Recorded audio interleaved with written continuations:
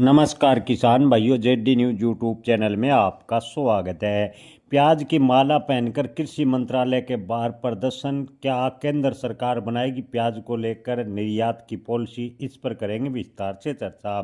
जी हां किसान भाइयों, आपको बता दें कि प्याज के भाव कम होने की वजह से अर्धनग्न हालात में आज किसानों ने दिल्ली के कृषि मंत्रालय के बाहर प्रदर्शन किया और प्याज को लेकर मांग उठाई।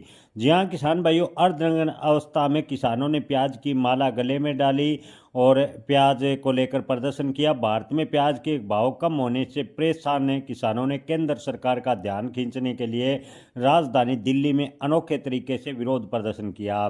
जी हां दोस्तों, पुणे जिले के सुरूर तालुका के 4 किसान यानी महाराष्ट्र के 4 किसान सागर फराटे, विजय सालुंके, परशुराम मचाले और नवनाथ फराटे ने प्याज की माला पहनकर और अर्धनग्न होकर कृषि मंत्रालय के बाहर बड़ा प्रदर्शन किया और कहा कि किसानों को प्याज की लागत तक नहीं निकल पा रही और सरकार द्वारा प्याज को लेकर कोई ठोस कदम अभी तक नहीं उठाया गया। सरकार लगातार आश्वासन देती रही।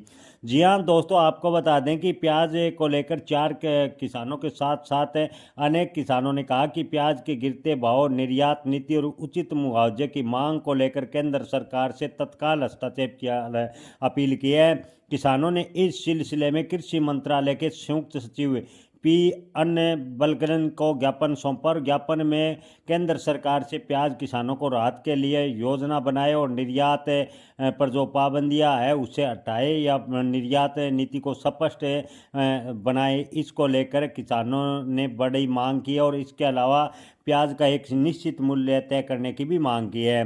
प्रदर्शनकारी किसानों ने कहा कि आपको बता दें कि अर्धनग्न अवस्था में गले में प्याज की माला और कंधे पर प्याज की बोरी लटकाए कृषि मंत्रालय के बाहर पहुंचे।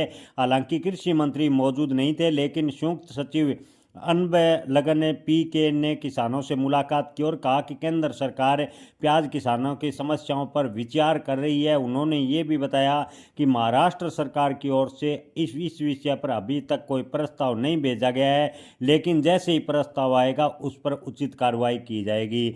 जी हाँ किसान भाइयों, कृषि मंत्रालय का एक और कहना है कि महाराष्ट्र सरकार की ओर से प्याज को लेकर कोई प्रस्ताव नहीं आया है, लेकिन महाराष्ट्र के लगातार मंत्री वादे करते रहे हैं कि हम आश्वासन बड़े देते रहे हैं कि हमने केंद्र सरकार के वाणिज्य मंत्री पीयूष गोयल व कृषि मंत्री शिवराज सिंह चौहान से मुलाकात की, लेकिन केंद्रीय कृषि मंत्रालय ने स्पष्ट किया कि अभी तक महाराष्ट्र की सरकार की ओर से उसे कोई प्रस्ताव नहीं हुआ है।